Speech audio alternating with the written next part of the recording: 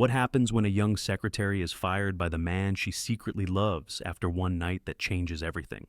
What happens when she walks out of his office not only jobless, but carrying 3 lives inside her, and 5 years later returns as the CEO of a billion-dollar company, standing face to face with the man who once discarded her?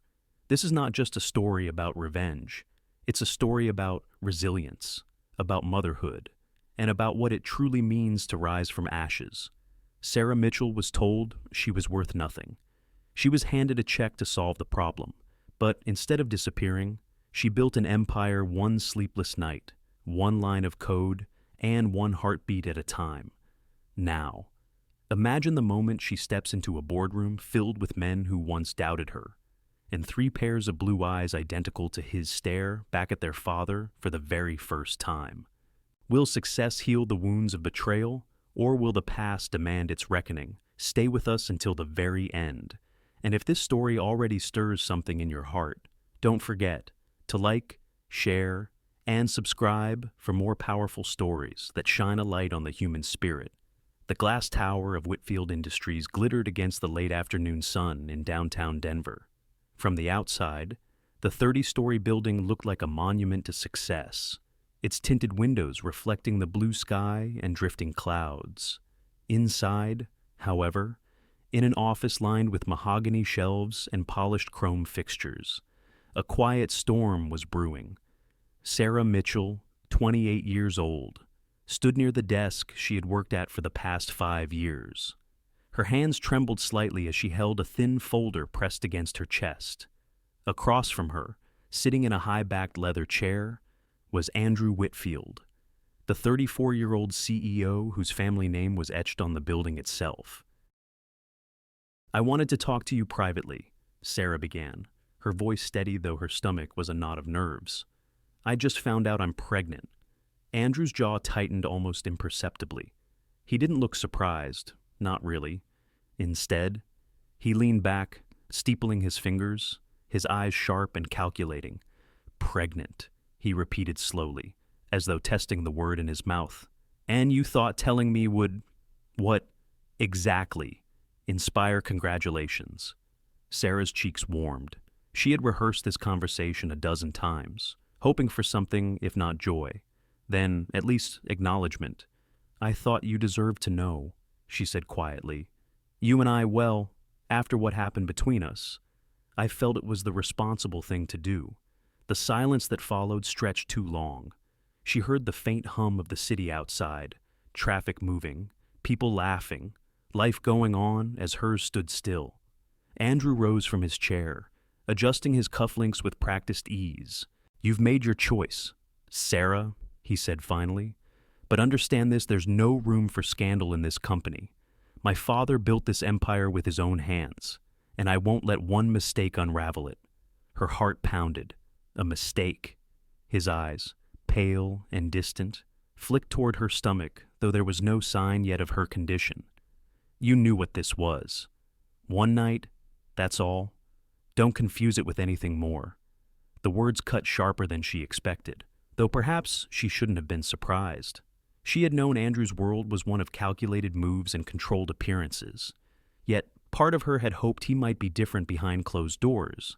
"So, what now?" she whispered, her throat tight.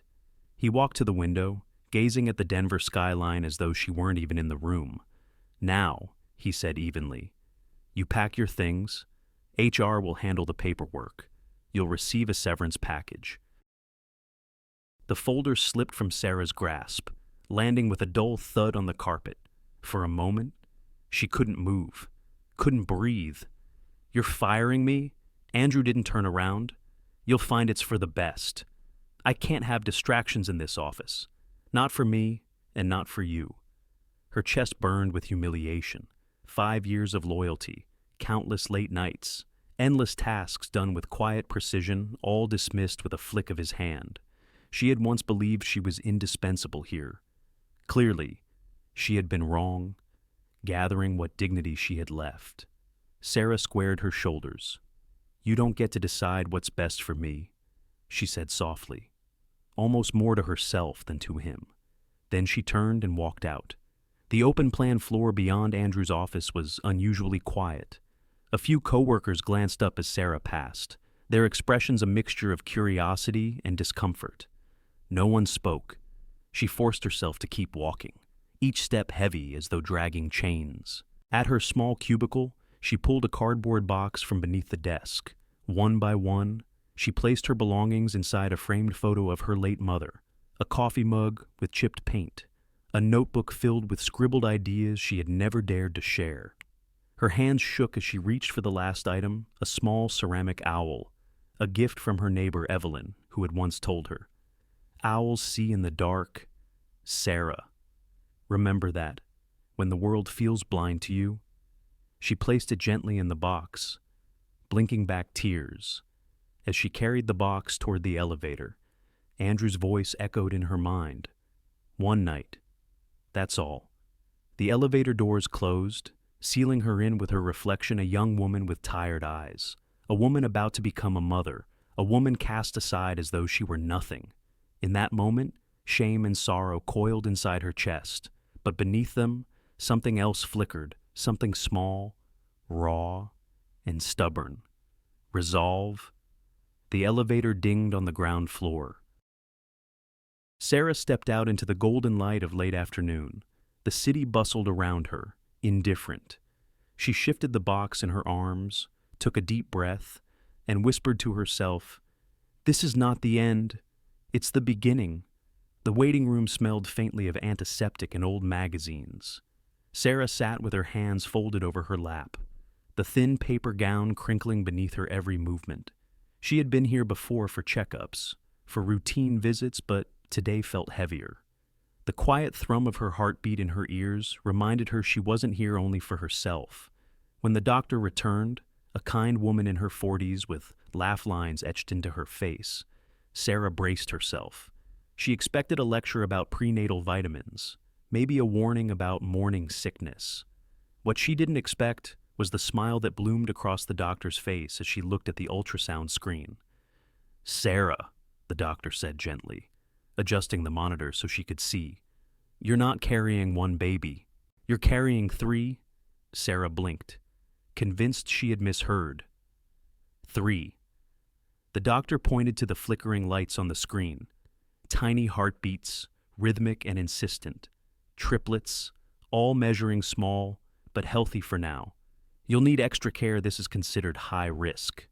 The room tilted for a moment. Sarah gripped the edge of the exam table. 3 babies, not one life to care for alone, but 3 mouths to feed, 3 futures depending on her.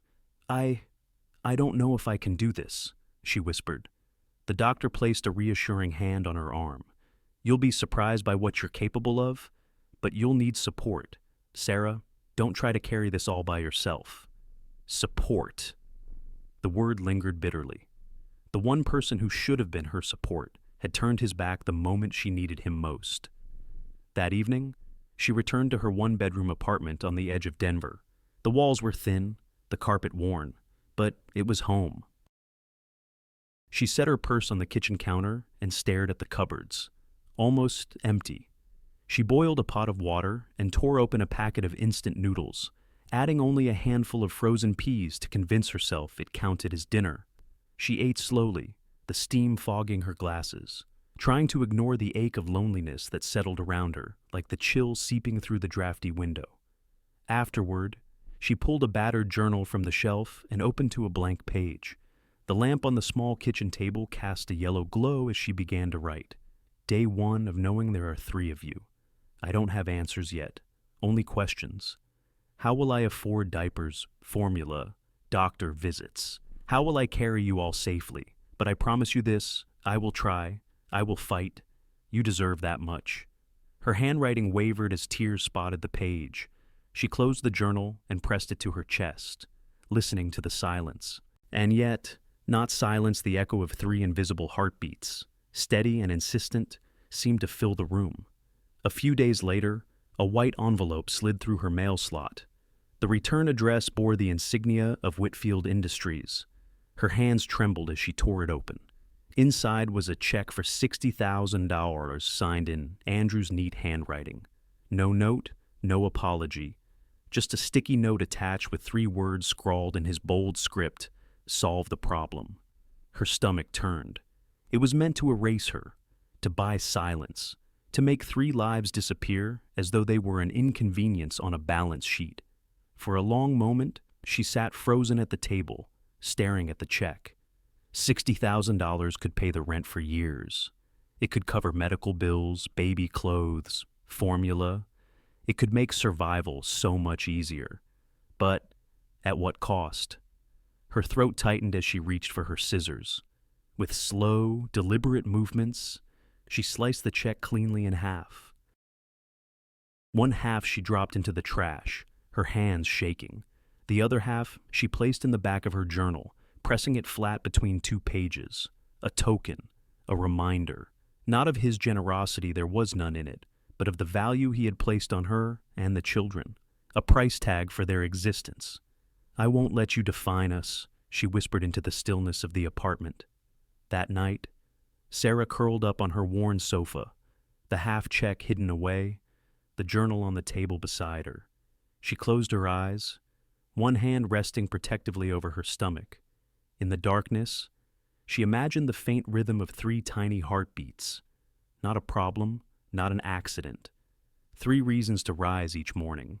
3 sparks of hope in a world that had tried to snuff her out.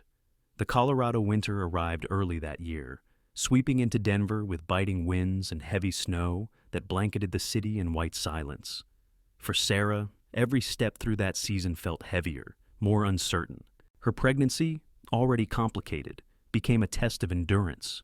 She worked as much as her body allowed, piecing together income from odd jobs, data entry for a local insurance office, babysitting for neighbors, even ironing shirts for a dry cleaner who paid cash under the table. But as her belly grew, the opportunities shrank. Employers saw not her determination, but her swelling stomach, a liability wrapped in maternity clothes. One evening in December, after walking home from a temporary office job, Sarah's vision blurred. Snowflakes swirled around her as she staggered, the box of takeout she had splurged on, slipping from her numb fingers into the slush. The world tilted, and before she could steady herself, her knees buckled. The next thing she remembered was a warm hand on her cheek and a voice calling her name. "Sarah, honey, wake up." Blinking against the snowflakes clinging to her lashes, she looked up into the lined, kind face of Evelyn Carter, her neighbor from 2 doors down. Evelyn was in her late 60s, a widow with a crown of silver hair and a voice that carried both strength and tenderness. She had lived through her own storms, raising 2 sons after her husband's sudden death decades earlier.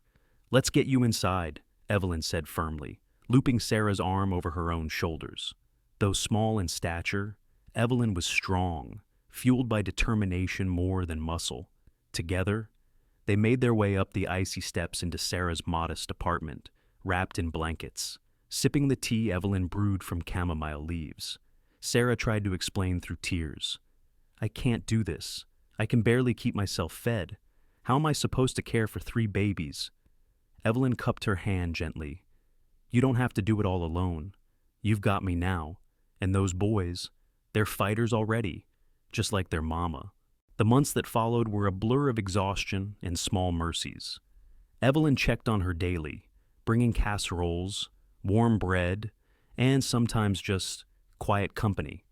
Together, they pieced together baby clothes from thrift stores and donations from the church. Evelyn even taught Sarah how to stretch every dollar at the grocery store, turning a sack of potatoes into 3 different meals. Despite their efforts, the pregnancy was far from smooth. Sarah spent more time in the hospital than she cared to admit. High blood pressure, severe fatigue, nights when she lay awake, listening to the radiator clank, wondering if her body would betray her before the babies were born. Then, one icy February night, the contractions began far too soon. Evelyn rushed her to the hospital, gripping her hand all the way. Hours later, under the sterile glare of fluorescent lights, Sarah gave birth to 3 fragile boys, each weighing barely more than a sack of sugar. They were immediately whisked to the neonatal intensive care unit, their tiny bodies swallowed by incubators, wires, and beeping machines. Sarah wasn't allowed to hold them at first. She could only sit by their bedsides, whispering their names, Ethan, Daniel, and Lucas, and praying the sound of her voice would anchor them to life. Days blurred into nights in the NICU.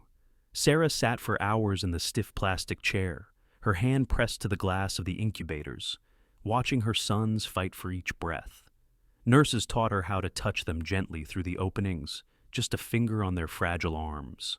A promise of presence. Bills piled quickly. Insurance barely covered the basics. One morning, Sarah opened her jewelry box and took out the only valuable she owned, her mother's wedding ring, worn thin with age but carrying decades of love. She turned it over in her palm, the gold warm against her skin. Selling it felt like severing a final tie to her past, but the babies needed medicine, and there was no other choice. At the pawn shop, the man behind the counter weighed the ring, then slid a few bills across the glass. Sarah closed her eyes, swallowing the ache in her throat, and tucked the money into her coat pocket. That night, she paid part of the hospital bill and whispered to her sons, "Your grandmother's love is taking care of you now." Through it all, Evelyn remained her anchor. She visited daily, sometimes sitting in silence, sometimes reading aloud from the worn Bible she carried. She brought knitted blankets for the boys, each one stitched with patience and hope. Weeks passed, slowly, miraculously. The babies grew stronger. The tubes came out, one by one. First Ethan breathed on his own, then Daniel, and finally Lucas, the smallest but fiercest of them all. The day Sarah was finally allowed to cradle all three in her arms at once, tears streamed down her face. Their tiny bodies nestled against her, their breaths warm on her skin. She whispered into the crown of their downy heads, "We made it, my loves. Somehow, we made it." The struggle was far from over. Her bank account was empty, her body still fragile, but in that moment, surrounded by Evelyn's steady presence and the soft weight of her sons, Sarah felt something she hadn't in months. Hope. The apartment was quiet except for the soft hum of the radiator and the rhythmic ticking of the clock on the wall. At 2 a.m, Sarah sat at her kitchen table, a half-empty mug of cold coffee beside her laptop. Her eyes burned with fatigue, but her hands moved steadily across the keyboard. Across the room, a bassinet stood under the glow of a small lamp. Inside, Ethan stirred, letting out a whimper. Sarah pushed the chair back and lifted him gently, cradling his tiny body against her chest. She guided him to nurse, rocking slightly as she returned to the laptop. With one arm holding her son, she typed with the other, her fingers tapping softly in the stillness. It had become her routine feed: rock, type, repeat. Nights blurred into dawns, and sleep came only in fragments stolen between cries and keystrokes. But in those hours, when the city outside was hushed and her boys dozed in their bassinets, something new began to take shape. A line of code, a sketch of an interface, a system she had once scribbled about in her notebook during her Whitfield years, now re-emerged, sharper and more urgent than ever. She called it Everest Systems, a logistics platform designed to simplify complex supply chains, cutting waste and saving money. At first, it was just a distraction, a way to remind herself she was more than diapers and overdue bills. But the deeper she sank into the work, the more it felt like a lifeline. The glow of the desk lamp became a kind of symbol. It was the only light left burning most nights, and to Sarah, it represented something more than late hours. It represented survival, a stubborn refusal to let her life be defined by rejection. Still, doubts crept in. One night, after finally coaxing all 3 boys back to sleep, Sarah sank into the chair and pressed her palms against her eyes. Her laptop screen glowed with half-written code, the cursor blinking accusingly. "What am I doing?" she thought. "I need a paycheck, not a dream. My kids can't live off ambition." The weight of practicality pressed hard. She could take a clerical job, maybe find something part-time at a local firm. It wouldn't be glamorous, but it would be steady. She could forget about startups and algorithms and focus on survival. But then she glanced at the bassinets lined up beside her bed, where three tiny chests rose and fell in fragile rhythm. Ethan, Daniel, Lucas. Her sons hadn't given up in the NICU. They had fought for every breath. Who was she to give up now? She pulled the laptop closer and began typing again. Each keystroke a declaration, I will not let them inherit defeat. Days turned into weeks. Sarah scoured free online forums, taught herself updated coding languages, and pieced together features line by line. When she hit a wall, she scribbled ideas in her journal, sketching diagrams while the babies napped. Evelyn sometimes stopped by to watch the boys, giving Sarah a few precious hours to focus without interruption. I don't understand half of what you're doing, Evelyn admitted one afternoon, her knitting needles clicking softly as Sarah typed nearby. But I can see it matters. So, keep going, sweetheart. Don't let doubt talk you out of it. Sarah smiled faintly. Evelyn's words wrapped around her like a blanket on a cold night. Bit by bit, Everest systems began to breathe. It wasn't perfect. Nothing ever is in the beginning, but it was real. Sarah built dashboards, tested algorithms, and imagined a future where her software could change the way goods moved across the country. She often thought back to her years at Whitfield Industries, the endless spreadsheets, the frustrated logistics managers who complained about inefficiency. She had listened, taken notes, quietly observed problems no one else seemed to notice. And now, she was building solutions, but doubt never fully left.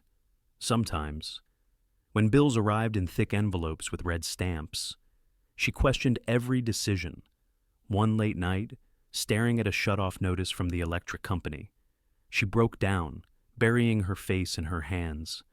I can't do this, she sobbed quietly, afraid of waking the boys. What if I'm chasing smoke? Ethan stirred in his bassinet, a soft cry breaking through her despair. She lifted him, pressing her lips to his tiny forehead. His warmth, his heartbeat against her chest, grounded her. No, she thought fiercely. This isn't smoke. This is fire, and I'll keep it burning.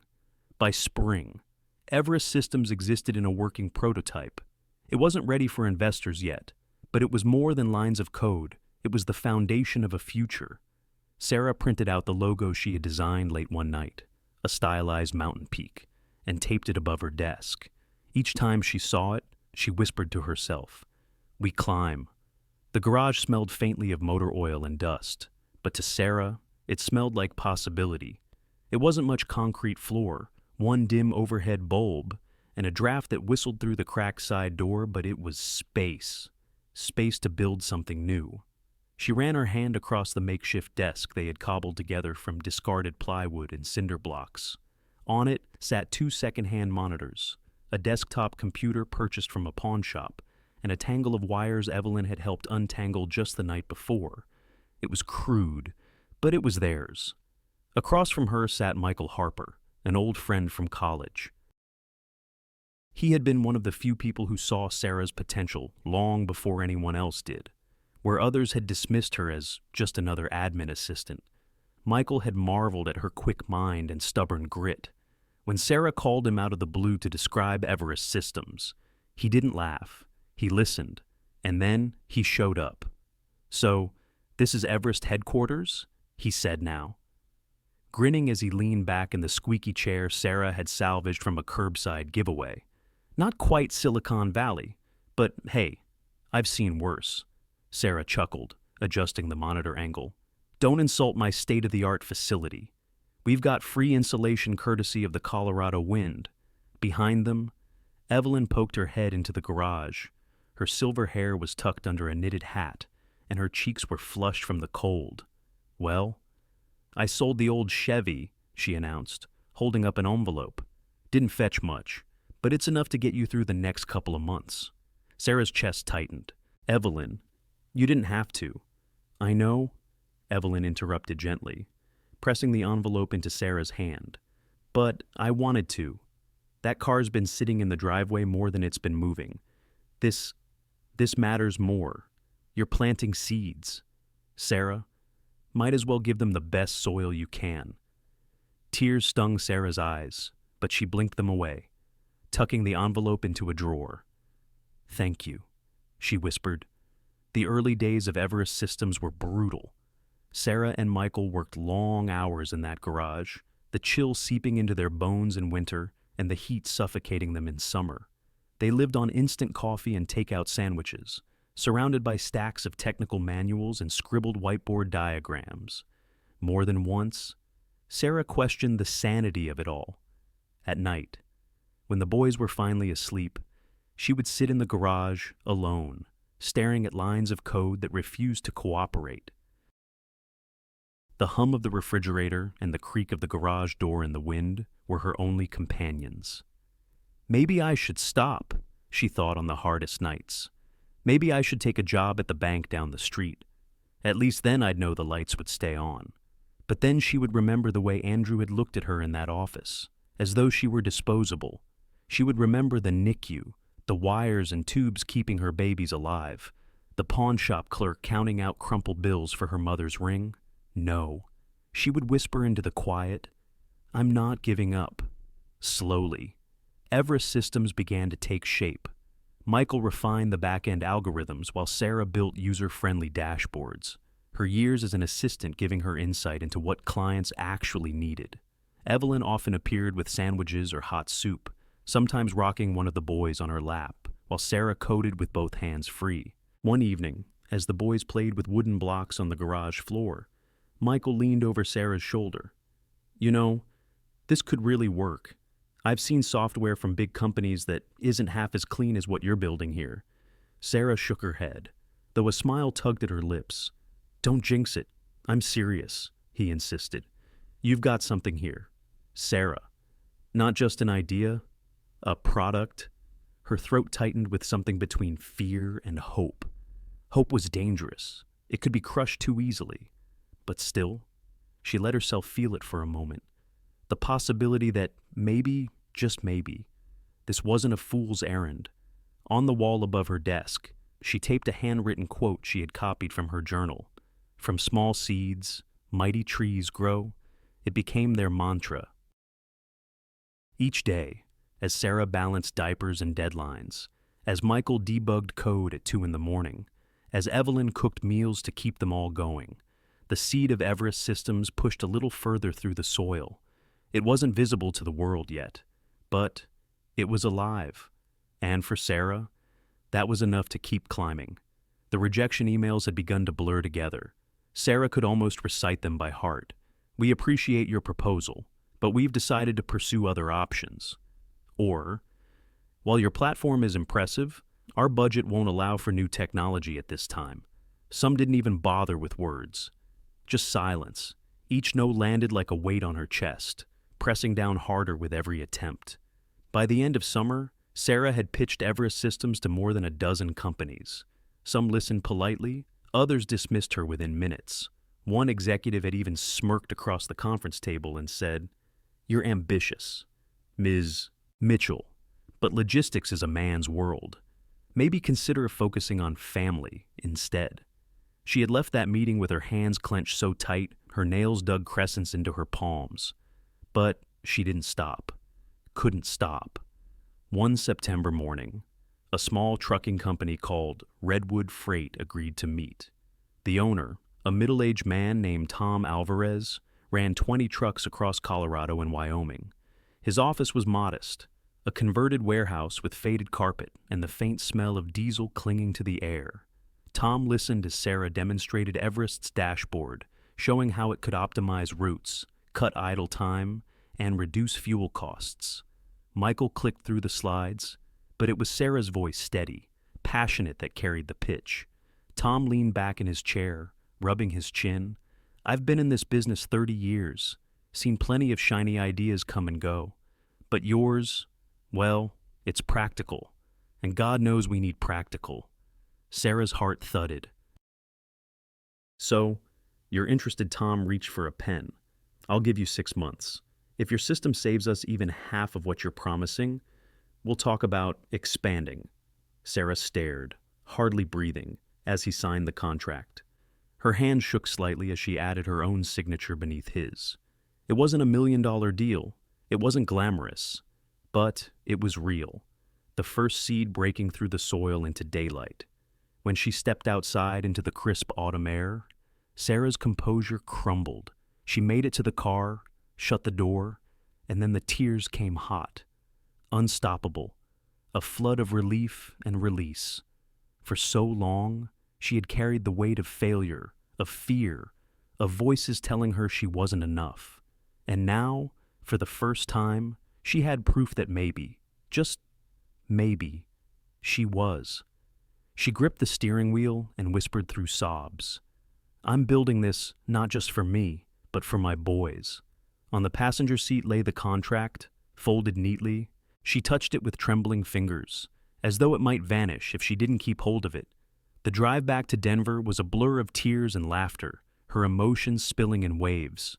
At one red light, she caught her reflection in the rearview mirror, eyes swollen, cheeks flushed, but a smile tugging at her lips. For the first time in years, she saw not just survival in her reflection, but possibility. When she pulled into the driveway, Evelyn was outside sweeping leaves. She looked up, frowning at Sarah's tear-streaked face. "What happened? Who do I need to scold?"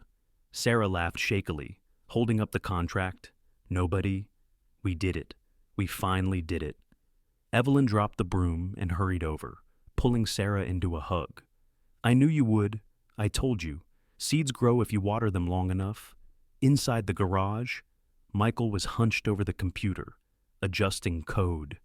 Sarah burst through the door and slammed the contract down on the desk. Signed. Michael froze, then snatched up the papers, scanning them quickly. His grin split wide. Redwood Freight. "You got Tom Alvarez to sign. He never signs anything without a year of deliberation." Sarah laughed again, the sound half disbelieving, half euphoric. "Well, he signed this." Michael whooped, throwing his arms in the air. First client. We're in business that night. After the boys were asleep, Sarah sat alone at the kitchen table with her journal. She taped a copy of the contract onto the page and wrote beneath it, "Day 1 of Everest's journey. Today. Someone finally believed in us. Today." We began to climb for real. She paused, pen hovering, then added, "This is for Ethan, Daniel, and Lucas. Every keystroke, every sleepless night, every fight, it's for you. One day you'll know why Mama never gave up." She closed the journal and pressed her hand over it, feeling the steady thrum of her heart beneath her ribs. For the first time since she had left Andrew's office with a cardboard box in her arms, she no longer felt discarded. She felt chosen by her own will, by her own fight, by 3 tiny boys who had already taught her more about resilience than she had ever imagined. And she knew this was only the beginning. By the time winter returned to Denver, Everest Systems was running on fumes. The contract with Redwood Freight had kept the lights on for a while, but small payments trickled in too slowly. Development costs piled up faster than Sarah could cover them. Hosting servers, updated hardware, travel to pitch meetings, every dollar seemed to evaporate the moment it landed in their account. Sarah sat at the kitchen table one late evening. The bills spread before her like a battlefield. Red ink screamed from envelopes overdue, final notice, pending disconnection. The radiator clanked weakly, unable to chase away the chill that crept through the thin walls. Michael burst into the garage office the next morning, laptop under his arm, his face tight with frustration. "We can't keep doing this. Sarah, we're 3 months behind on vendor invoices. The hosting company is threatening to pull the plug. If we lose the servers, the whole system goes dark." Sarah rubbed her temples. She hadn't slept more than 3 hours in a row in weeks. "I know," she said quietly. Michael slammed the laptop onto the desk. "I talked to a venture capital firm in San Francisco. They're interested. If we give them 35% equity, they'll inject $500,000 immediately. That buys us time to grow." Sarah's stomach clenched. 35%. That's more than a third of Everest. Do you know what happens once they get their claws in? They'll dictate everything: our vision, Our timeline. We'll lose control. Michael threw up his hands. We're already losing everything, Sarah. This is reality. Passion doesn't pay invoices. His words stung, though she knew he wasn't wrong. Still. The thought of handing over the company she had built from sleepless nights and whispered promises to her sons, it felt like betrayal. That evening, after the boys had gone to bed, Sarah sat alone with Evelyn in the dim kitchen. She pulled a small velvet pouch from a drawer and spilled its contents onto the table, a delicate necklace, a silver bracelet, a pair of pearl earrings. "Everything I have left," Sarah murmured. Evelyn frowned, pushing the pieces gently with her finger. "Sarah, you don't have to do this. Jewelry won't cover all those bills." "I know," Sarah whispered, "but it's something. I can't hand Everest over. Evelyn, not after everything." Evelyn studied her carefully, then reached across the table and clasped her hand. "I lost my husband when I was 35. The hardest part wasn't the grief, it was the choices I had to make without him. Every path looked wrong, but I had to pick one. You'll pick yours too. Just make sure it's one you can live with." The next day, Sarah sold the jewelry, pocketing a fraction of what it was worth. It bought her a little time, one more month of server space, one more week of groceries. But it wasn't enough. The tension between her and Michael grew heavier with each passing day. One evening, the argument finally erupted. "You're being reckless," Michael snapped, pacing the length of the garage. "We have a chance to survive, and you're clinging to control like it's oxygen." Sarah rose from her chair, her exhaustion boiling into fury. "Control is oxygen. Do you think I built this to hand it over the moment it got hard? I've already sacrificed everything, my savings, my mother's ring, even sleep. Everest exists because I refuse to bend." Michael stopped pacing, his chest heaving. And what if refusing means it all collapses? What if the dream dies because you couldn't compromise? The silence that followed cut sharper than shouting. "Finally?" Sarah spoke, her voice low but steady. "If Everest collapses, at least it will collapse on my terms. I won't trade my son's future for someone else's leash." Michael's shoulders slumped. He looked at her for a long moment, then nodded reluctantly. "Then we find another way." For days, Sarah pounded the phones, pitching to mid-sized companies, begging for meetings, offering free trials. Most doors slammed shut, but she kept knocking. At night, she tucked her boys into bed, whispering promises she wasn't sure she could keep. "We'll be okay," she told them silently. "Mama won't let this end here." One particularly brutal night, after a call with a dismissive investor who told her to come back when you have a man on your team, Sarah sat at her desk, head in her hands. She thought of walking away, of applying for a steady job that would guarantee food on the table, even if it meant letting Everest die. But then she remembered the NICU, the sound of her son's fragile breaths. She remembered the half-check tucked into her journal. The insult of its message solved the problem. Her jaw tightened. "No," she whispered into the dark. "This company is not a problem. It's the solution." And with that, she returned to her keyboard. Storms raged. Sacrifices cut deep. But Sarah knew one truth: if she could endure the winter of struggle, she could endure this too. The road to Seattle was long, but to Sarah, it felt like stepping into a new chapter. She had packed the boys into the back of her old sedan, their car seats lined up in a row like three small soldiers. As the miles stretched behind them, she thought of how far they had come from that cold Denver apartment, from nights of instant noodles and unpaid bills. Everest Systems was no longer a fragile dream in a drafty garage. Word had spread after Redwood Freight reported significant savings using her platform. One company became two, then three. Contracts trickled in, small at first, but steady enough to keep the servers running and to hire 2 junior developers. By the time the opportunity arose to expand, Sarah knew they needed a proper headquarters.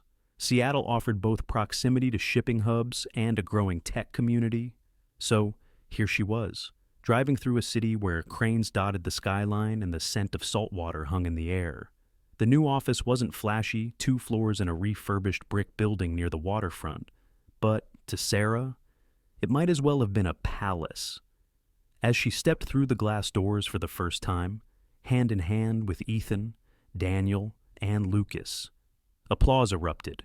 Her small but loyal team, Michael, the developers, a freshly hired marketing manager stood waiting inside.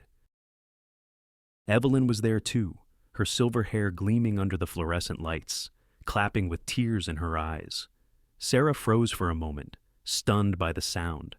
She had grown so accustomed to rejection and silence that applause felt foreign. Lucas tugged at her sleeve. "Mama, why are they clapping?" Sarah knelt, pressing a kiss to his forehead. "Because they believe in what we built, sweetheart. And because we're finally home." Michael stepped forward, grinning ear to ear. "Welcome to Everest Systems, Seattle edition." He held out a set of keys like a proud realtor. Sarah laughed, shaking her head. "Keys. I'm still getting used to the idea we have walls."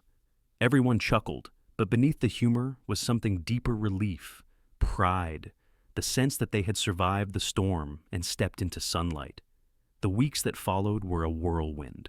Sarah split her time between being CEO and being mom, juggling investor calls with school drop-offs, press interviews with bedtime stories.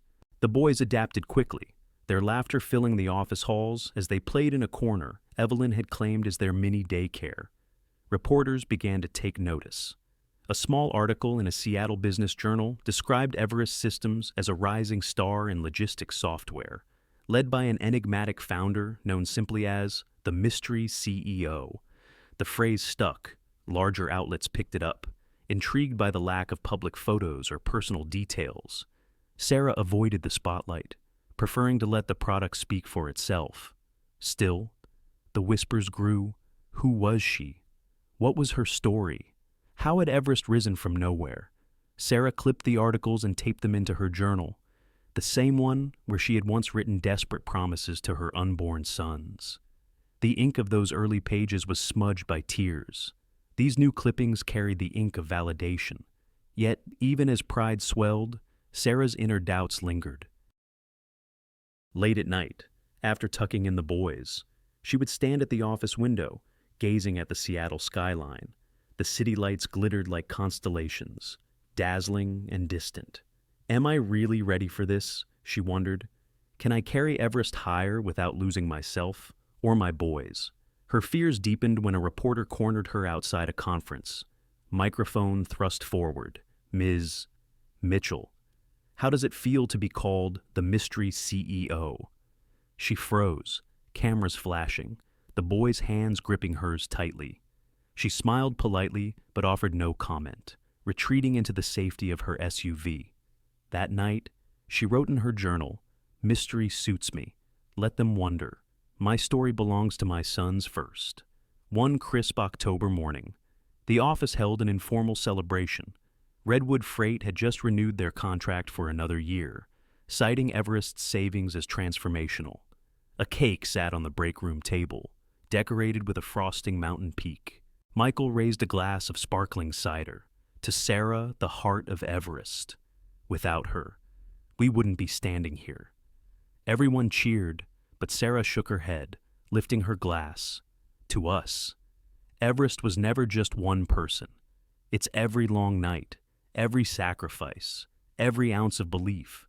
And most of all, she glanced toward the corner, where her boys were building towers of blocks. It's about building something that lasts.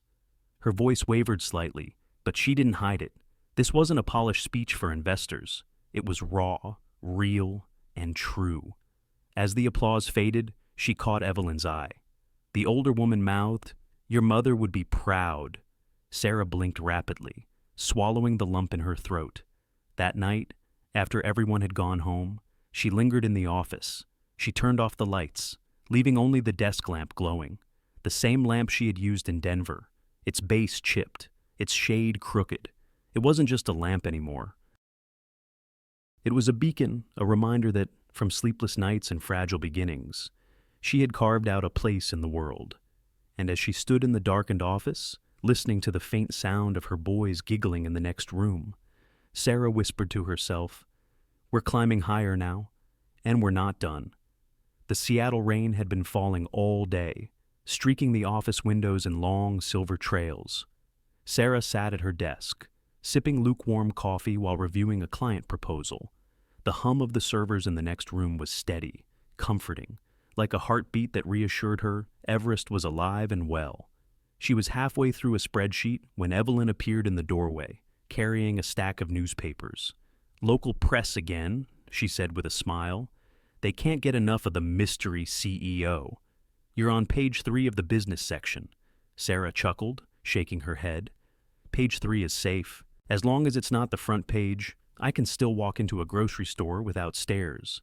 But when Evelyn left, Sarah's eyes drifted to another headline on the front page of the national section. Her breath caught, "Whitfield Industries faces leadership crisis amid plummeting stock." The name pulled her back in time with brutal force. Andrew Whitfield. Her eyes scanned the article hungrily, even as her chest tightened. The words painted a picture she would have once thought impossible. Whitfield Industries has seen a 15% drop in market value over the past quarter. Analysts cite poor strategic decisions, rising competition, and rumors of internal discord. CEO Andrew Whitfield has faced mounting criticism following his highly publicized divorce last year. Anonymous sources report concerns over his drinking habits and frequent absences from the office. Sarah leaned back in her chair, the newspaper trembling slightly in her hands. So, this was what had become of him. The golden boy of Denver's business circles. The man who had once looked down at her with icy detachment as security escorted her out of his office. The man who had tried to erase 3 lives with a single check. She closed her eyes, the memories rushing in like unwelcome guests. The humiliation, the panic, the long bus ride away from Denver with 3 unborn heartbeats inside her. For years, she had dreamed of this moment, the moment Andrew would stumble, the moment the pedestal would crack beneath him. She had imagined laughing, celebrating, raising a glass to his downfall. But now that it was here, she felt unsettled. There was no glee in reading about his collapse, only a strange heaviness, as though part of her had been waiting for justice and instead found something hollow. Divorced, drinking, humiliated. She whispered the words aloud, her voice flat. Shouldn't she feel satisfaction? Vindication? Instead, she felt pity, and that pity burned worse than anger. She rose from her desk and walked to the window.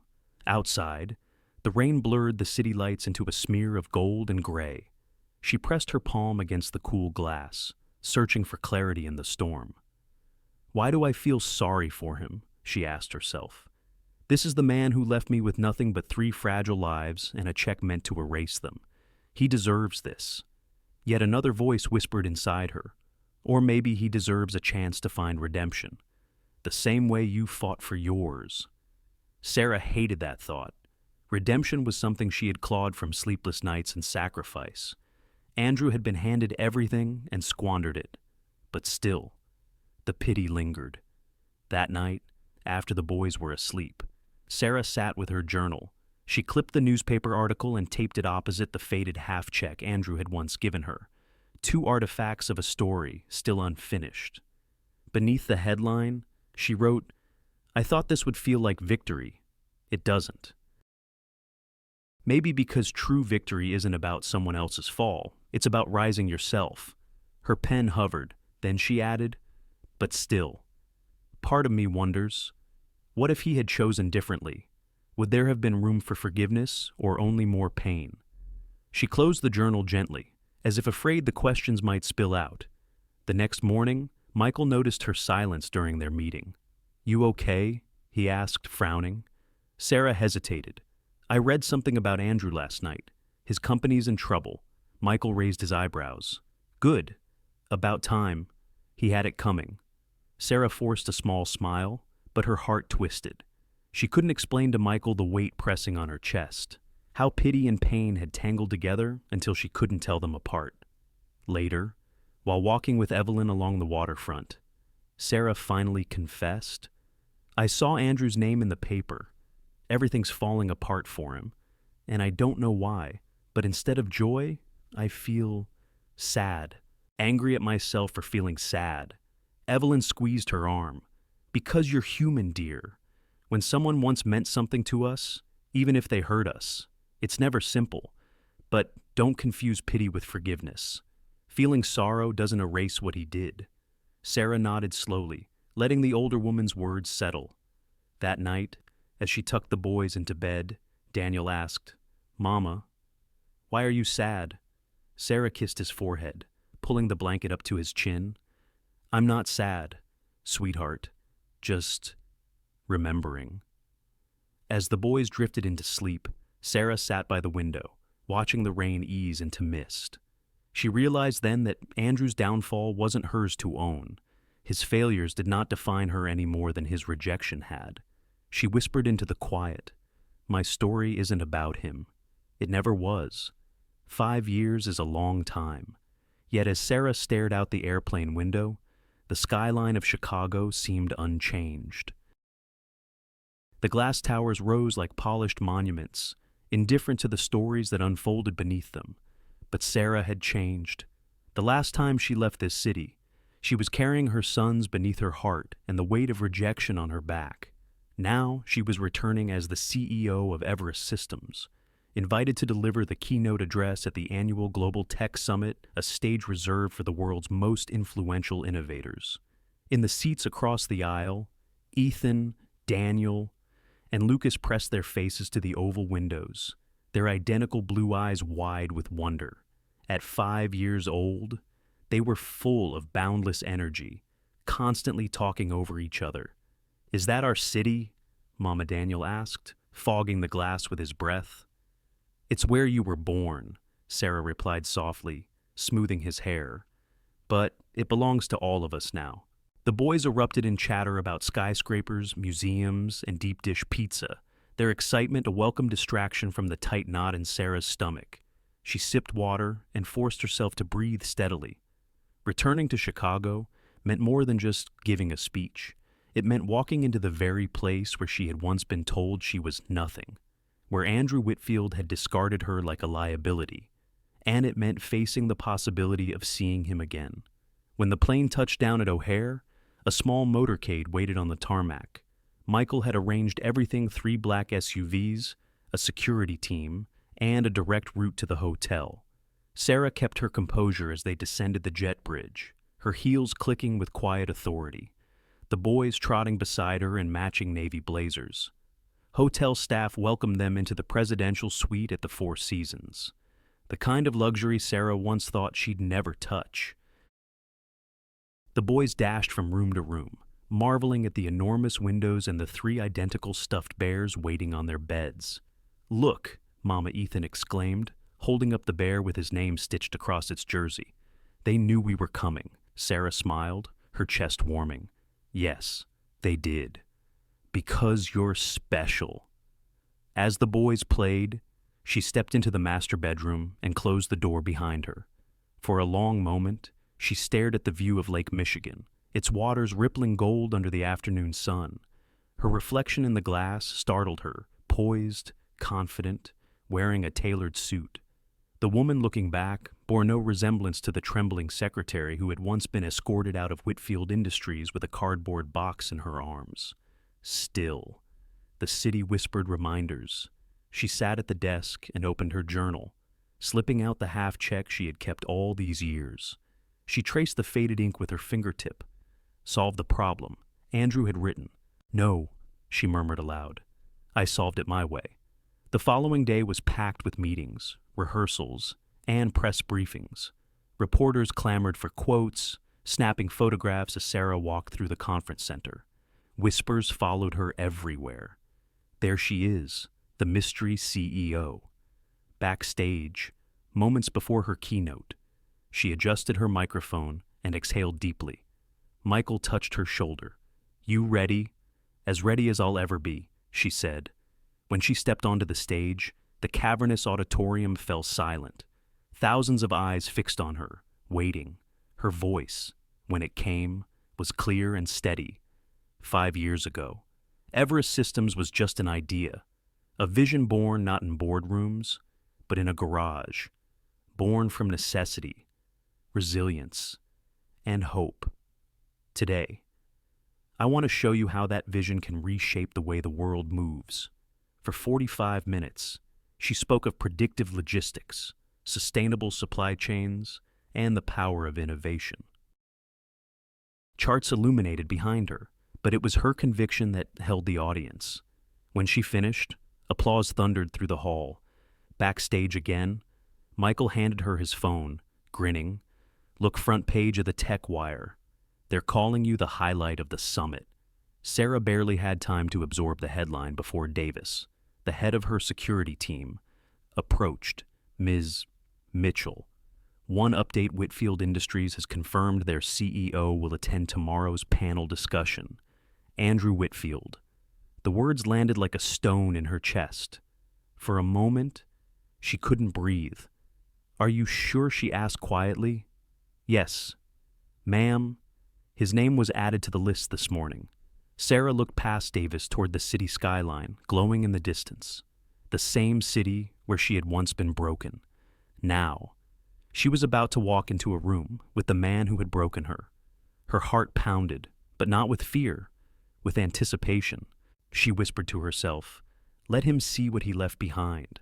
The ballroom glowed with chandeliers, their crystals scattering light across a sea of black suits and glittering gowns.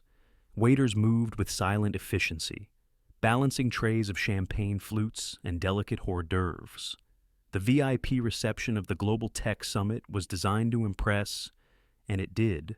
Sarah entered with measured grace, her crimson dress a deliberate choice against the ocean of navy and black. Cameras flashed briefly as she crossed the marble floor, her presence already magnetic. She could feel the ripples spread, heads turning, whispers beginning. The mystery CEO had arrived. Michael stayed close but gave her space, mingling with investors and old colleagues. Evelyn kept the boys upstairs in the suite, sparing them from the press of strangers. For Sarah, tonight was about control. She moved through the room with practiced ease, shaking hands, exchanging pleasantries, deflecting personal questions. Her mind was sharp, but beneath it all, a steady drumbeat echoed in her chest. She knew he would come, and then he did. Andrew Whitfield entered with the confidence of habit, his tailored tuxedo immaculate, his smile polished, but Sarah's eyes, trained to notice details, saw what others missed: the faint tremor when he adjusted his cufflinks, the slight puffiness under his eyes, the forced stretch of his grin. For a suspended moment, he didn't see her. He was scanning the crowd, acknowledging acquaintances, the old rhythm of power. Then his gaze landed on her.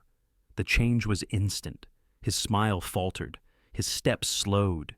He froze as recognition crashed into him. Sarah held his stare, unblinking, unmoved. It was he who broke the stillness, striding forward with a strained laugh, as though nothing in the world were amiss.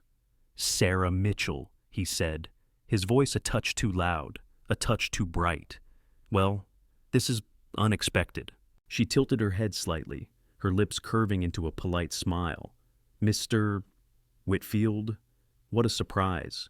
Her tone was cool, professional, as if greeting a distant colleague, not the man who had tried to erase her. Executives nearby sensed the undercurrent, their conversations faltering as eyes flicked toward the pair. Andrew's mask wavered, then snapped back into place. "I must say, I've been following Everest Systems. Quite the achievement. From secretary to CEO, that's impressive." Sarah's eyes glinted. "From secretary to CEO, that's one way to phrase it. Others might say from discarded to determined." A subtle gasp rippled from those within earshot. Andrew's jaw tightened, but he forced a chuckle. "Still sharp. I see." She sipped her champagne, unhurried. Sharper than ever? Necessity has a way of honing the edge. He leaned closer, lowering his voice so only she could hear. "What is this, Sarah? Some performance?" Some chance to make me squirm. Her gaze was steady, unflinching. No performance, just presence. I told you once I belonged in this world. You disagreed. Tonight is merely clarification. For a moment, the mask slipped. His eyes betrayed something raw panic, shame, disbelief. But just as quickly, he straightened, pasting on a smile for the onlookers. Well, he said louder, lifting his glass as if in toast. Congratulations on your rise. Truly remarkable. Sarah inclined her head, her voice soft but laced with steel. And congratulations on your survival. I read the papers. Must have been a difficult year. The words landed like a blade disguised as a compliment. His knuckles whitened around his glass. But he didn't falter. Rumors, exaggerations. Whitfield Industries remains strong. Of course, she said lightly. We'll see whose foundation holds.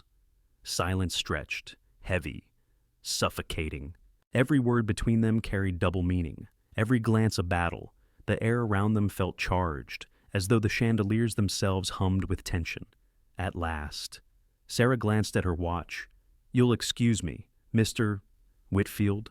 I promised my sons a bedtime story before the evening ends. Priorities. You understand? His expression cracked at the word sons, though he quickly recovered. Of course, he said, his voice tight. Family is important. She smiled faintly, the kind of smile that concealed more than it revealed. Yes, it is. With that, she turned and walked away, heels clicking against marble, leaving him rooted in place, glass trembling slightly in his hand. Across the room, whispers swelled. Who is she to him?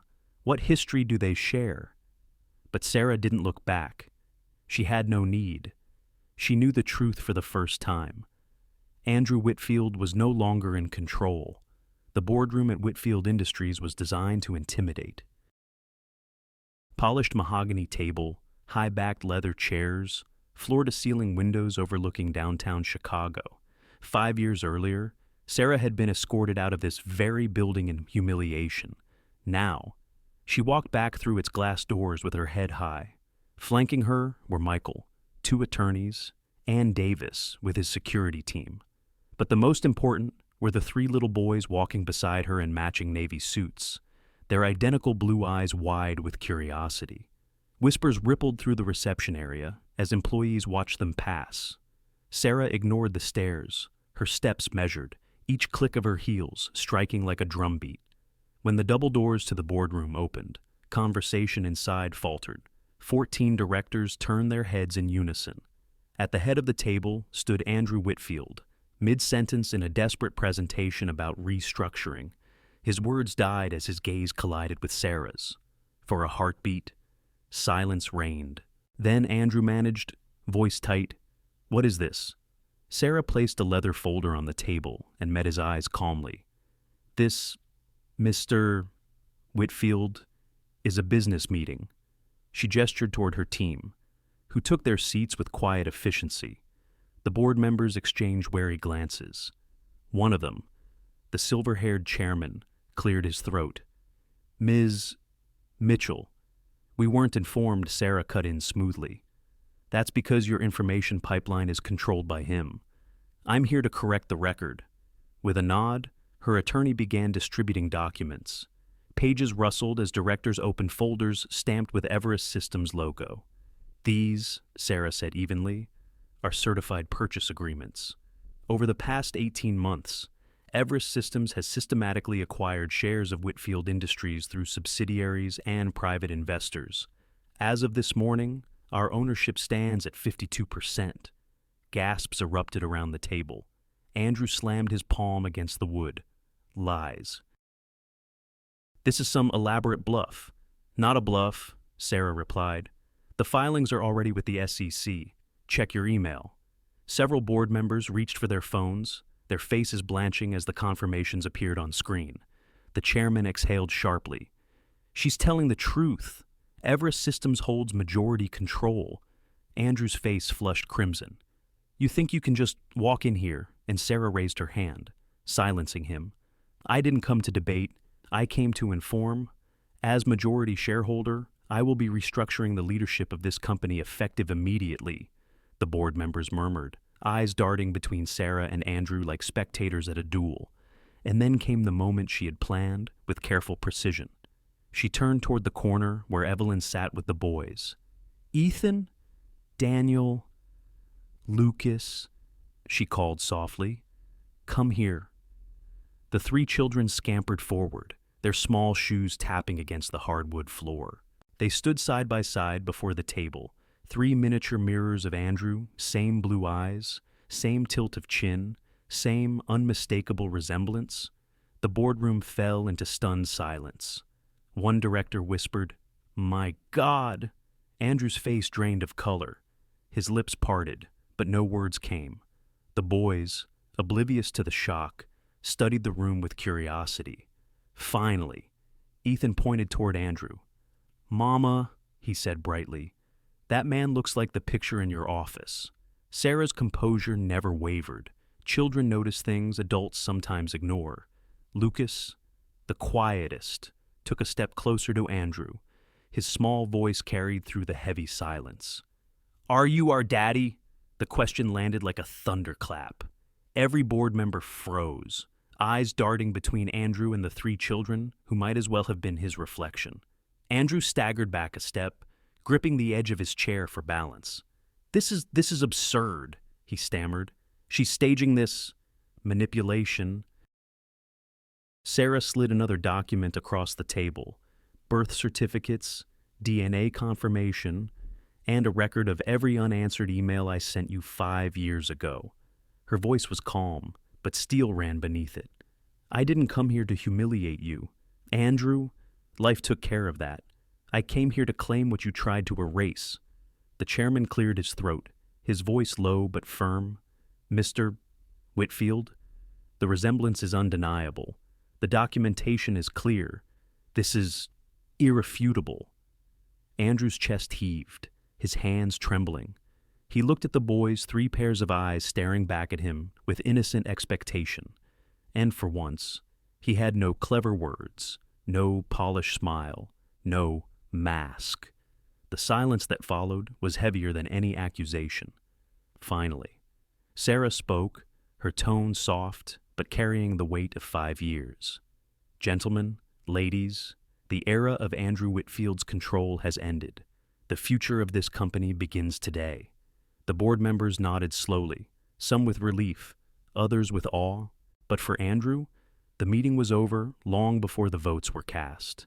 It ended the moment three small voices asked the question he had spent 5 years running from. "Are you our daddy?" The boardroom air hung heavy, like the pause between a storm's thunderclap and the crack of lightning. The documents lay scattered across the polished mahogany table, undeniable proof of Everest's takeover. But it wasn't the papers that silenced the room. It was the three children staring at Andrew Whitfield with unfiltered innocence. The question still echoed, "Are you our daddy?" No one moved, no one breathed. Even the hum of the air vents seemed to have gone still. At last, the chairman of the board cleared his throat. "We need to proceed." His voice was steady, but tinged with the weight of inevitability. "Mr. Whitfield, given the verified majority ownership of Everest Systems, your position as CEO is no longer tenable. Effective immediately, the board moves to appoint interim leadership under Ms. Mitchell's direction." Andrew's head jerked toward him, eyes wide. "You can't do this. This is my company. My father built it." The chairman met his outburst with cool detachment. "Correction, your father built it. You squandered it. And now, by law and by vote, control belongs to her." Murmurs of assent rippled through the directors. Some leaned forward eagerly, as though relieved to finally have an alternative to Andrew's failing stewardship. Others looked away, unwilling to meet his gaze. Andrew's face drained of color. He sank back into his chair, the leather groaning under the collapse of his posture. For the first time in his charmed life, he looked small. His voice broke when he tried to speak. "After everything I've given, after everything I've done, you'll just cast me aside?" Sarah's gaze was steady, though her chest tightened, cast aside. The irony was bitter. How easily the powerful forgot the pain they had inflicted when it returned to them. The chairman continued without pity. As a courtesy, you will retain a non-executive board seat, but the role is symbolic, nothing more. Andrew's hands trembled on the table. He stared down at his reflection in the glossy wood, his jaw slack, his breathing shallow. The confident mask, the charm, the arrogance had cracked beyond repair. One of the directors whispered to another, "I've never seen him like this." Neither had Sarah. She had imagined his downfall countless times, pictured him shouting, fighting, defiant to the last. She hadn't expected this hollowed man, blinking like someone who had wandered into a nightmare. The triplets, oblivious to the gravity of the scene, tugged at Evelyn's hands, whispering questions she gently hushed. Their presence only deepened the contrast, three bright futures against one collapsing legacy. Sarah's attorneys began outlining transition procedures, but her mind drifted. She should have felt triumphant. She should have savored every second of Andrew's humiliation, every glance of disbelief from the board, every gasp when the children had appeared. This was the moment she had fought for, the summit she had clawed toward through years of exhaustion and sacrifice. And yet, the satisfaction was fleeting, thin as smoke, because as Andrew sat crumpled in his chair, his shoulders sagging, his face pale, Sarah felt something she hadn't prepared for: emptiness. Is this it, she wondered? After all the nights I whispered promises to my boys, after every sacrifice, every tear, is this what victory feels like? She thought of the NICU monitors beeping in rhythm with her newborn's fragile hearts. She thought of selling her mother's ring to pay for medicine. She thought of coding by the glow of a chipped desk lamp while her sons slept in bassinets beside her. None of those struggles had been about this man. Her triumph wasn't his defeat. It was her children's survival. It was Everest rising from a garage into a company that mattered. Andrew shifted, his eyes lifting to meet hers at last. His voice was hoarse, almost unrecognizable. "They're really mine." Sarah didn't flinch. "Yes, and you might have known them, if you'd chosen differently." Tears shimmered in his eyes, though he blinked them back with desperate pride. I wasn't ready." Her throat tightened, but she forced her words to remain steady. "They didn't wait for your readiness. They lived, they grew, they thrived without you." The chairman tapped his gavel lightly. "The motion stands. Mr. Whitfield is removed as CEO, effective immediately. Operational control shifts to Everest Systems." A chorus of eyes followed, the sound like nails sealing a coffin. Andrew buried his face in his hands, his shoulders shaking. The man once hailed as a titan of industry now sat defeated, stripped of title, stripped of control, stripped even of the illusion that his choices hadn't mattered. Sarah rose slowly, the boys watching her with wide eyes. "Come on," she said softly to them. "We've finished our business here." She walked toward the door, her sons trailing at her side, their small footsteps echoing against the hardwood. Before leaving, she glanced back once. Andrew was still hunched at the table, his figure silhouetted against the towering windows, the city sprawling indifferently behind him. For years, she had dreamed of seeing him broken, and now that she had, she understood something vital. His collapse didn't fill the void. It never could. True victory had always been in the climb, not in watching another fall. The city outside the Four Seasons glowed with restless energy. But inside the presidential suite, Sarah sat in near darkness. The boys were asleep in the adjoining room, their soft breathing a steady reminder of all she had built, all she had protected. Her phone buzzed on the desk, the name on the screen pulling her stomach into knots. Andrew Whitfield. For a long moment, she stared, debating whether to answer. At last, she swiped the call. "Sarah." His voice came, raw and unpolished. "Please, I need to talk to you. Not at the board table, not in front of the vultures. Just you and me." She hesitated. Every instinct told her to hang up, to deny him the courtesy he had denied her 5 years ago. but curiosity or perhaps unfinished business kept her silent. Finally, she said, "Tomorrow, 10 o'clock, the lobby cafe. If you're late, I won't wait." When she hung up, her hands were trembling. Evelyn, who had been quietly knitting in the corner, set down her needles. "You don't owe him anything, dear." "I know," Sarah whispered, "but maybe I owe myself the choice to hear him." The next morning, the cafe buzzed with conference chatter. Sarah arrived early, her tailored suit crisp, her posture unyielding. Yet, beneath the armor, her pulse raced. Andrew entered minutes later, stripped of his usual polish. His tie was loosened, his eyes shadowed with sleeplessness. For the first time since she had known him, he looked less like a titan and more like a man. He sat across from her, his hands clasped tightly, as if holding himself together. "Thank you for coming." Sarah's voice was even. "Say what you need to say." Andrew swallowed hard. "I was wrong. About everything. I thought pushing you away was protecting myself, protecting the company. I told myself I wasn't ready for a family, that it would ruin me. But now I see what I lost."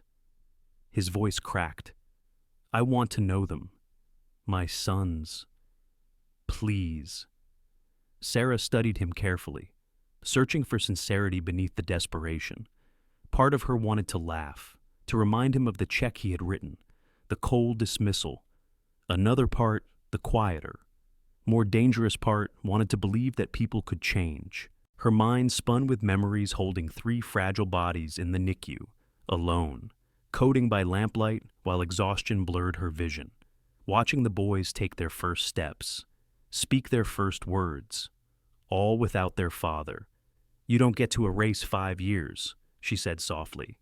"I know," he whispered. "I can't undo it, but I can start now. Just give me a chance. Supervised, limited, whatever you decide. His voice broke again. "I just want to hear them call me Dad once." The words cut deeper than she expected. She looked away. Out the window where the city moved on, indifferent to their private reckoning. Inside her, a storm raged. Hatred told her to shut the door, to deny him the redemption he hadn't earned. Compassion whispered that her sons deserved truth, even if imperfect. And somewhere in between, her own weariness longed for release from carrying the burden of anger alone. "Do you know what those 5 years were for me?" she asked, her voice trembling now.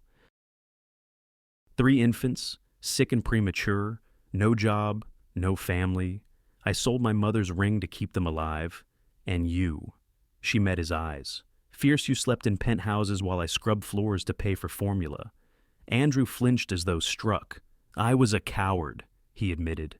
"But I don't want to die a coward. Please, Sarah, let me try." Silence stretched between them, broken only by the clatter of cups and the low murmur of other patrons. Sarah pressed her hands together, steadying her breath. "What do I gain by refusing him?" she asked herself. "And what do my boys lose if I allow him?" At last, she spoke. "You'll see them, but on my terms, 2 hours a month, supervised, no promises beyond that." Relief flooded his face. "Thank you," he whispered. "Don't thank me," Sarah said coldly. "Earn it."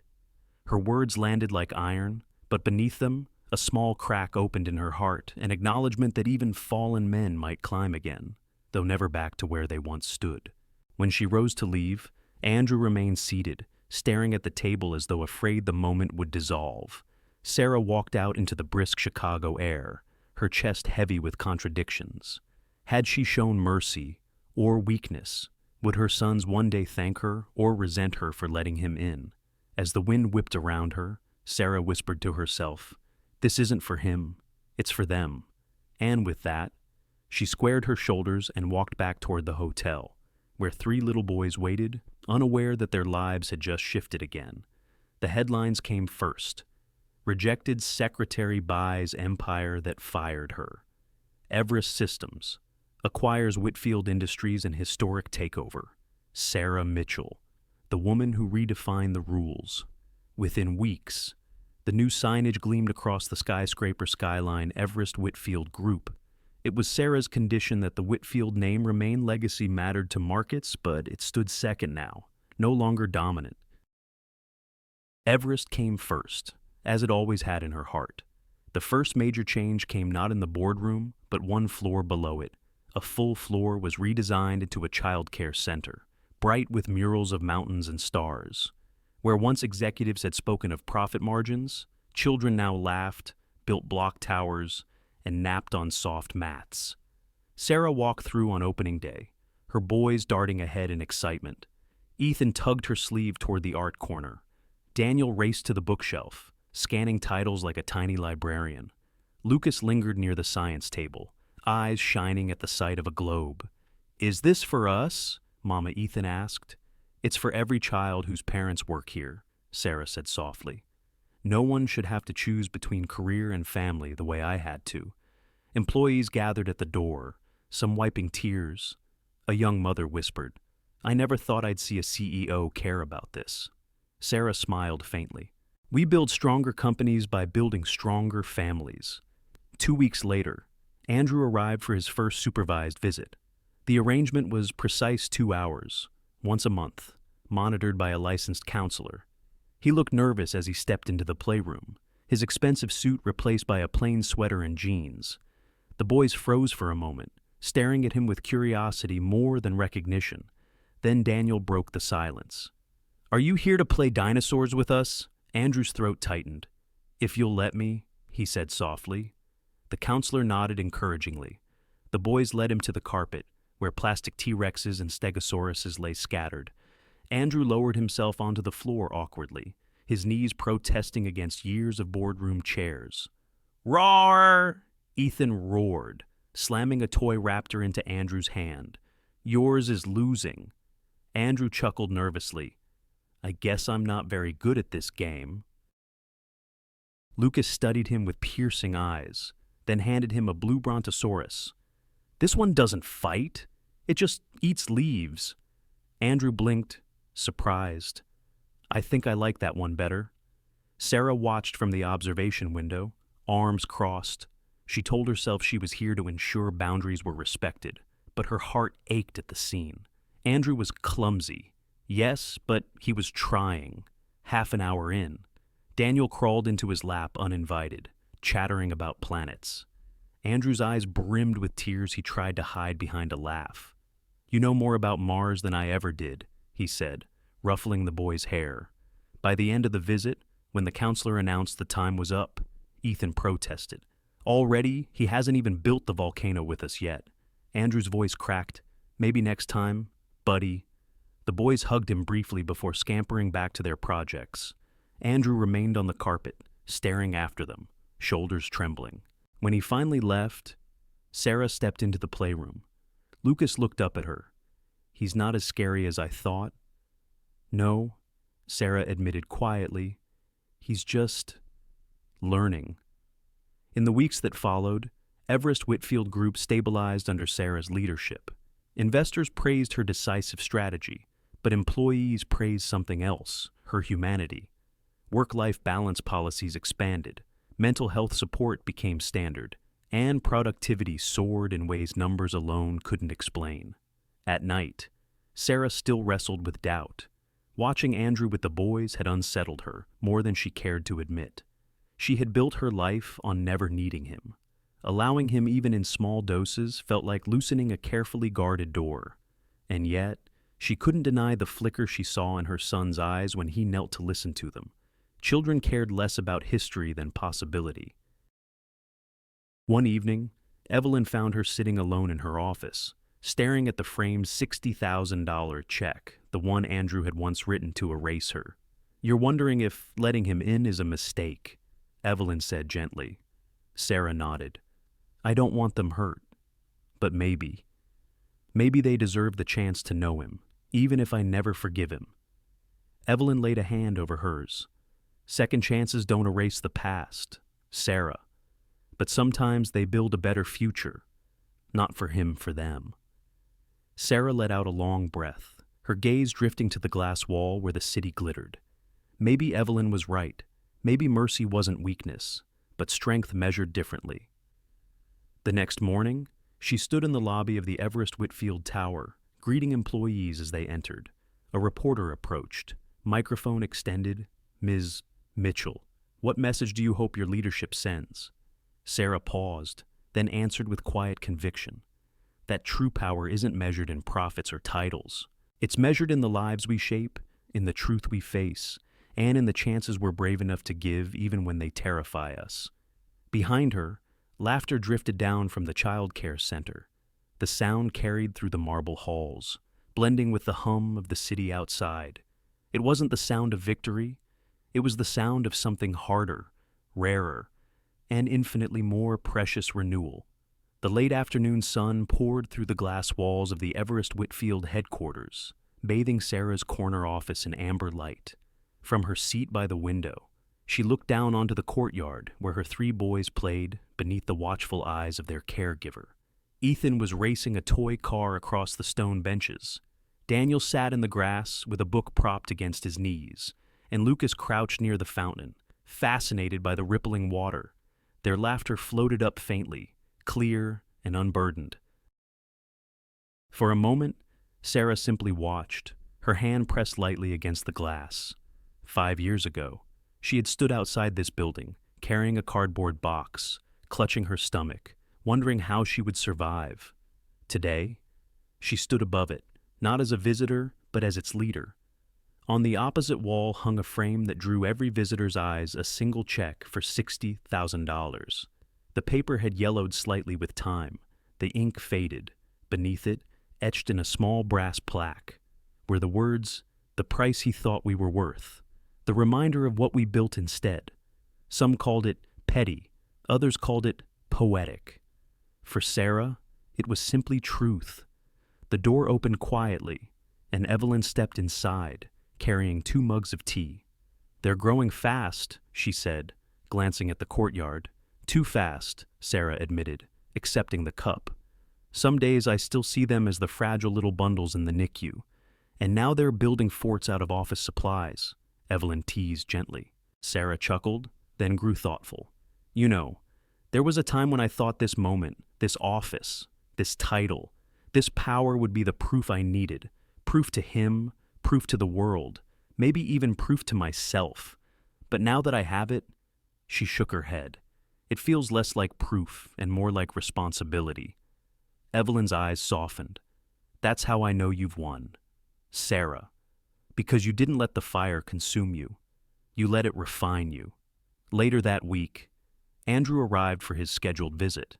He still carried the air of someone out of place, unsure whether he belonged in the room or merely borrowed the moment. The boys greeted him with cautious enthusiasm, less strangers now, but not yet family. Sarah observed from a distance. She no longer felt the sharp sting of anger every time she saw him. Instead, she felt a quiet detachment, as though he were a figure from another lifetime. When the visit ended, Andrew lingered by the door. "They're remarkable," he said softly. "They always were," Sarah replied. His gaze flicked toward the framed check on her wall. He winced, but said nothing. Perhaps he finally understood that his greatest loss was never the company, but the years of laughter and love he had forfeited. As he left, Sarah turned back to her desk, her attention drawn once more to the window and the boys below. They were her true shareholders, her true board of directors, her true legacy. Weeks turned into months. The Everest Whitfield Group flourished, expanding into new markets with an ethos of sustainability and compassion. Investors praised Sarah's strategy, but what employees whispered about most was the culture she had created, one where families mattered, where people felt seen, where ambition did not demand cruelty. One evening, a reporter asked during an interview, "Ms.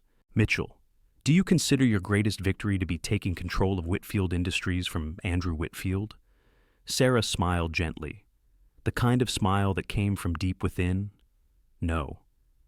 My greatest victory was learning that success isn't defined by proving others wrong. It's defined by proving ourselves right. I didn't build Everest for revenge. I built it so my children would know their worth could never be measured by someone else's dismissal. The interview went viral, not because it was scandalous, but because it resonated. In her words, people heard not bitterness, but resilience. On a quiet Saturday morning, Sarah brought the boys into her office. They climbed onto her lap one by one, crowding around as she pointed to the framed check. "Do you know what this is?" she asked. Daniel squinted. "It's money." "Not anymore," Sarah said softly. "It was an offer. Someone once thought we were worth this much, and no more. But we proved them wrong. We proved we're priceless." Ethan wrinkled his nose. "That's silly. Nobody can put a price on us." Sarah kissed the top of his head. "Exactly." Lucas looked thoughtful. "So why keep it?" Mama Sarah's gaze lingered on the frame. "Because it reminds me of where we started, and it reminds me that we define our value, not anyone else." The boys nodded, half understanding, and then tumbled back down to race toward the courtyard. Their laughter filled the hallways once again. Sarah leaned back in her chair, her heart swelling. She wasn't just building a company. She was building a world where her sons, and perhaps one day, other children like them, would grow up never doubting that they mattered. As the sun dipped below the horizon, painting the sky in streaks of orange and violet, Sarah stood at the window once more. Below, the boys played in the courtyard, their voices mingling with the city's hum. 5 years of struggle, 5 years of sacrifice, 5 years of fire, and now, renewal. Her story had never truly been about Andrew, nor about revenge. It had always been about rising, about transforming pain into power, rejection into resilience, silence into a voice that could not be ignored. She whispered into the quiet, almost as if speaking to the girl she once was. "We are enough. We always were." And with that, Sarah Mitchell, the woman once dismissed as expendable, turned back to her desk not to close the chapter, but to write the next. Because the true legacy of the Phoenix was not in the ashes it left behind, but in the sky it claimed when it rose. Sarah's story reminds us that life has a way of testing our worth, not always through gentle trials, but sometimes through heartbreak and betrayal. She was told she wasn't enough, dismissed with a check that tried to put a price on her dignity. Yet, instead of crumbling, she chose to rise, not out of bitterness, but out of love for herself and for her children. The lesson is simple, yet profound. Our value is not determined by the titles we hold, the wealth we inherit, or the approval of others. True worth is found in how we face adversity, how we transform pain into purpose, and how we choose to create rather than destroy. For those of us who have lived long enough to know loss, disappointment, and regret, Sarah's journey is a reminder that it is never too late to begin again. Second chances may not erase the past, but they can shape a future built on truth and courage. So, perhaps the question for each of us is this: what do we do with the hardships that life has handed us? Do we let them bury us, or do we use them as the soil from which something stronger can grow? Thank you so much for staying with us through this powerful story. If Sarah's journey touched your heart, reminded you of your own strength, or gave you hope for second chances, we'd love for you to be part of our community. Please take a moment to like this video, share it with someone who needs encouragement today, and subscribe to our channel so you won't miss the next story of resilience and renewal. Your support means the world to us, and together, we can keep shining stories that inspire the human spirit.